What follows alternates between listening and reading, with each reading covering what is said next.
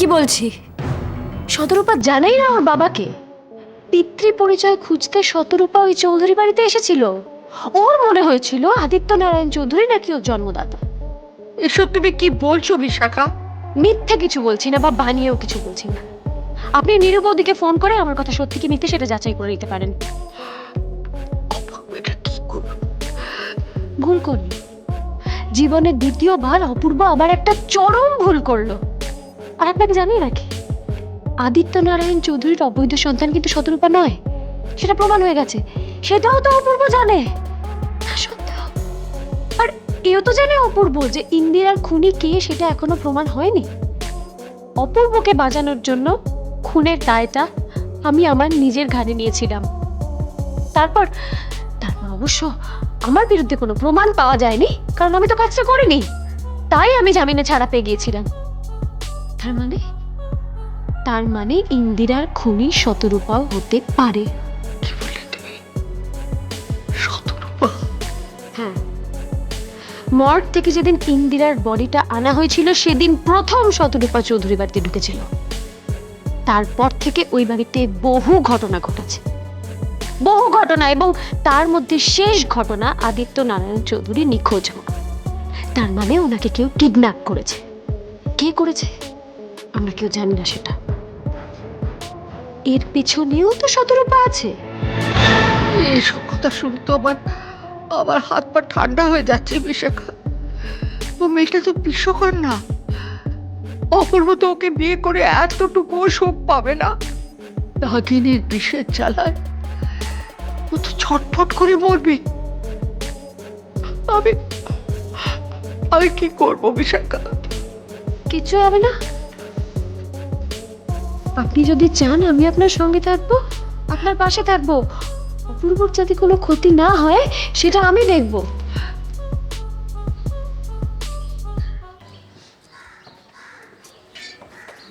এই এই এই, হাতটা ধরো, হাতটা ধরো, হাতটা ধরো। এই স্যার, স্যার কি বলছে স্যার? স্বপন, বিপ্লবী ভাগনা আমার, শোনো না, এইখানে পাড়ার লোকজন দেখছো তো ভিড় করেছে। এই হাত করাটা তো পড়াইনি, তো ভাববে বোধহয় এটা নাটক হচ্ছে, বুঝলে কি না? হ্যাঁ, হাতটা ধরতে দাও, ধরতে দাও। হ্যাঁ, ঠিক আছে, আস্তে করে হাতটা ধরুন। চল চল। ও আরেকটা ভাগ্নে, লোকজন দেখছে যখন একটু মুখটা ঢেকে নাও না। হুম, ঢেকে নাও, ঢেকে নাও, ঢেকে নাও ভাগ্নে আমার, ঢাকো। হ্যাঁ, ফাইন। আরে কি হচ্ছে কি, আপনারা কি দেখছেন এখানে? জান না নাটক হচ্ছে নাকি? হ্যাঁ, যান যান যান যান, চল চল চল চল। ঠিক আছে, যা হয়ে গেছে সেটা হয়ে গেছে। আসলে শতরূপা অত্যন্ত ধূর্ত মেয়ে। ও নিশ্চয়ই এমন কিছু একটা করেছিল যে অপূর্ব বাধ্য হয়েছে ওকে বিয়ে করতে। এখন আমি আছি তো, আমি আছি, আপনি চিন্তা করবেন না একদম। আমি দেখছি অপূর্বকে কি করে শতরূপার হাত থেকে বাঁচানো যায়। আসলে কি জানো, আমি আমি ঝর্ণাকে কথা দিয়েছিলাম। গুরুদেব বলেছিলেন যে ঝর্ণাই হলো অপূর্বর উপযুক্ত। মাসিমা, গুরুদেব বলেছিলেন বলে যে ঝর্ণা উপযুক্ত, এটা তো কোনো যাকে ঝর্ণার ব্যাপারটা তো পরের ব্যাপার। তার আগে তো শতরূপার হাত থেকে অপূর্বকে বাঁচাতে হবে, সেটা তো আগে করতে হবে। এ কি?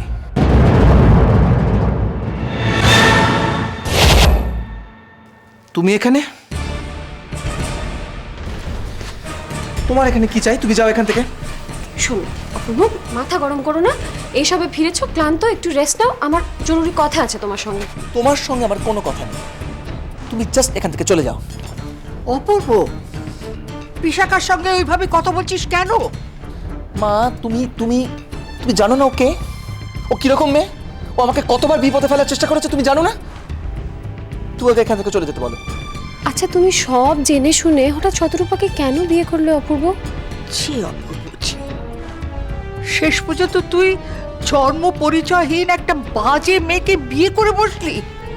কি বলছো তুমি মা? শতরূপা মোটেই বাজে মেয়ে নয়।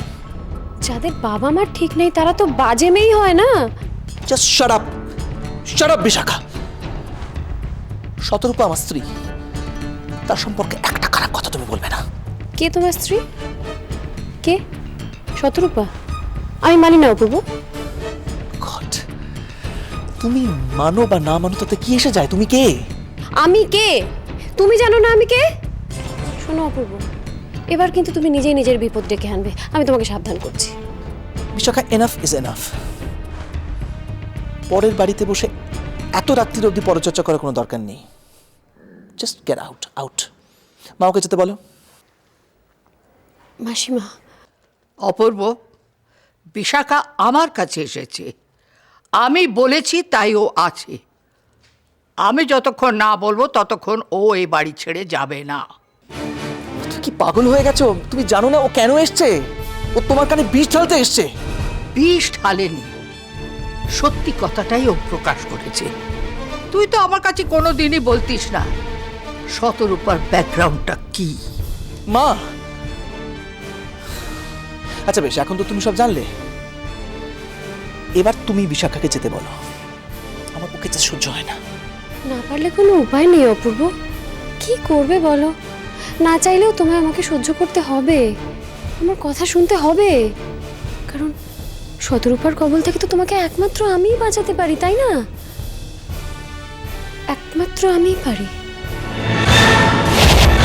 বিশাখা,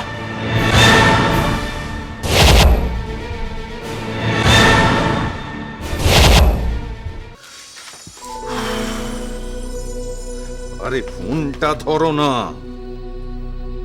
ধর, সেই এক ব্যাপার। ফোন বেজে যাচ্ছে, ফোন বেজে যাচ্ছে, ফোন ধরছে না। No reply. আরে কি এমন কাজ করছো তুমি, ফোন ধরতে পারছো না?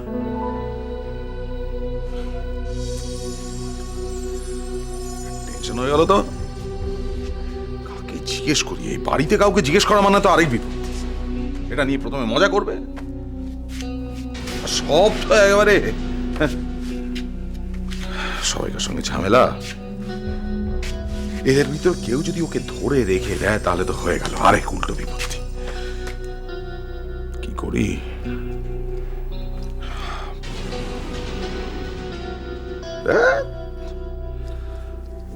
একটু ওয়েট করি, দেখি যদি সুস্থ হয়ে ফেরে তাহলে ওকে জিজ্ঞেস করবো কোথায় গেছিল।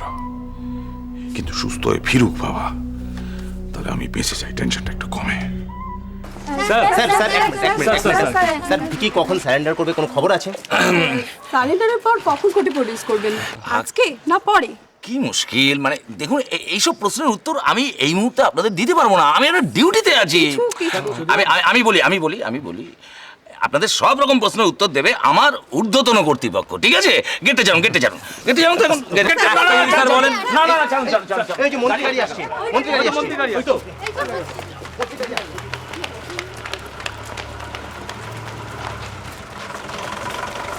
শোন আসুন দেখি আসুন আস্তে আস্তে আস্তে আস্তে আস্তে আপনার শান্ত হন। আচ্ছা এখন কোনো প্রশ্ন নয়।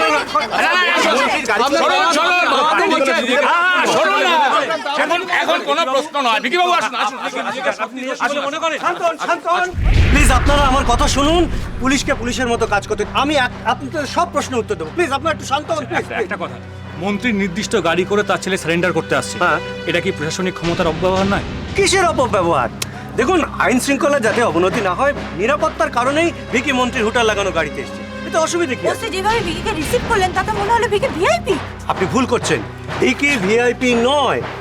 প্রশাসনিক ব্যবহার করা হয়েছে এই কারণেই যে যাতে আইন শৃঙ্খলার অবনতি না হয়, ওসি তাই নিজে দাঁড়িয়ে থেকে এই ব্যাপারটা তদারকি করছে। একজন অপরাধী মন্ত্রীর গাড়ি করে আসলেন, এটা কি প্রশাসনিক দুর্বলতা নয়? কি যাতা কথা বলছেন? ভিকি আসামি নয়, অভিযুক্ত মাত্র, আচ্ছা, আর তাও প্রমাণ সাপেক্ষ। আচ্ছা, আপনার কি মনে হয় না যে মন্ত্রী মানুষের চোখে ধুলে দেওয়ার জন্য এসব কাজ করছেন? না না না, তা নয়।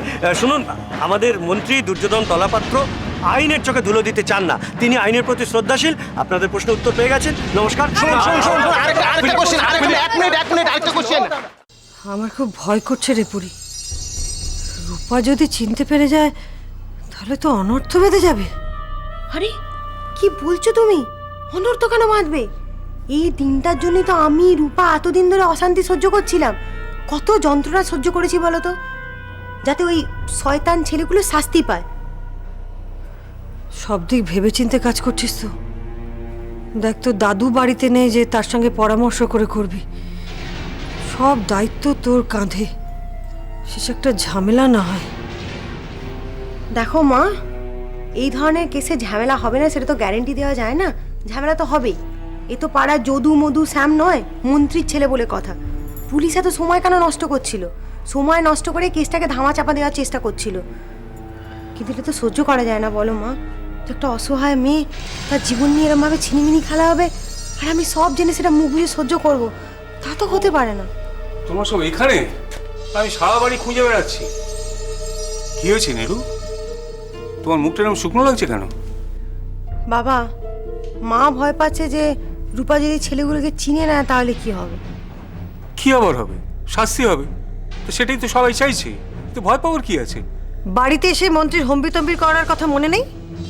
রূপাকে নিয়ে যাওয়ার জন্য যদি ওই ব্যবহার করতে পারে, তাহলে ছেলের শাস্তি হলে পাগল কুকুরের মতন দশা হবে। সেই কথা ঠিক। ওদের যত রকম ক্ষমতা আছে ওরা সেই দিয়ে আটকাবার চেষ্টা করবে, প্রমাণ লোপাটের চেষ্টা করবে। তাই বলে কি ভয় পেয়ে পিছিয়ে যাবো নাকি আমরা? আমি তো সেই কথাই বলছি, যেটা হয়ে গেছে সেটা তো হয়েই গেছে, সেটা তো আর উল্টে পাল্টে দিতে পারবো না আমরা। তবে একটা কথা আমি বলতে পারি, যেমন মনে হয় না যে ওই দুর্যোধন তলাপাত্র এবারে বেশি বাড়াবাড়ি কিছু করতে পারবে না। কেন বলো তো? মিডিয়া একেবারে চীনের জোকের মতন তার পেছনে পড়ে আছে। একটু বেপাস কিছু করবে, একেবারে টিভিতে দেখিয়ে দেবে। সেটা তো আরো ভয়।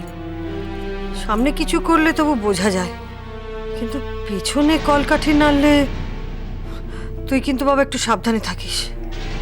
এমনিতে রঞ্জিতকে বলা আছে ওই সব ব্যবস্থা করবে, কিন্তু রঞ্জিতের কাজ তো মানে থানা অবধি। তুমি এত টেনশন করো না বাবা, আমার কেউ কিছু করতে পারবে না। কেসটা শুধু নিয়ে গিয়ে আমাকে একবার কোর্টে তুলতে হবে, তাতে আমার শান্তি। আর তারপর যখন কেস শুরু হয়ে যাবে, তখন ওই দুর্যোধনের লোকেরা আমার ওপর বা রূপার ওপর কোনো অত্যাচার করতে পারবে না। তখন দেখো না কি হয়। আমাদের উৎকণ্ঠার যে কবে শেষ হবে কে জানে। এটা তবু যদি ভালো ভালো মিটে যায়, তবু বাবার জন্য চিন্তা তো আমাদের রয়েই গেল। রঞ্জিত বলল যে এখনো নাকি তেমন কোনো খোঁজ পাওয়া যায়নি বাবার। কি হতে পারে বাবার? সেই যে কে এক ফোন করেছিল, তারপর তার কোনো খবরই নেই। বাবার জন্য খুবই চিন্তা হচ্ছে আমার। আমি বুঝতে পারছি তোমাদের মনের অবস্থা, আমারও দাদুর জন্য খুব খারাপ লাগছে। কিন্তু কি করবো বলো তো? আমি এমনভাবে এই রূপা কেসে ফেসে গেলাম, এখন তো আমি কিছু করতেই পারছি না। একটা কোনোভাবে যদি ক্লু পেতাম না, তাহলে এতক্ষণে দাদু হয়তো আমাদের সঙ্গেই থাকতো। তোমরা একদম টেনশন করো না বাবা, আমি দাদুকে যেভাবেই হোক, যেখান থেকেই হোক, ঠিক খুঁজে বার করবো। আমায় শুধু একটু সময় দাও, এই কাজটা একটু সামলে নিই।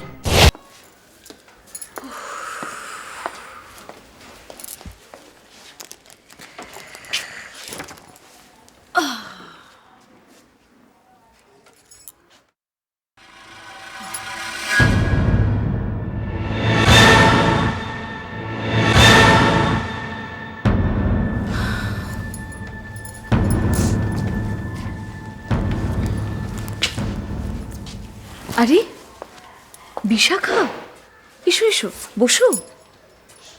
সব জেনে শুনে রসিকতা করছো কেন বলো তো? তুমি এভাবে আমার সঙ্গে কথা বলছো কেন বিশাখা? তুমি আমাদের বাড়ির অতিথি, আর অতিথি এলে তাকে বসতে বলাটাই তো ভদ্রতা। ভদ্রতা টদ্রতা এখন থাক, তুমি আমাকে প্লিজ বলো আদিত্যনারায়ণ চৌধুরী এখন কোথায়? আশ্চর্য, এই প্রশ্নটা তুমি আমাকে করছো কেন? মানে ইনফ্যাক্ট আমারও তো একই প্রশ্ন, মিস্টার চৌধুরী এখন কোথায়?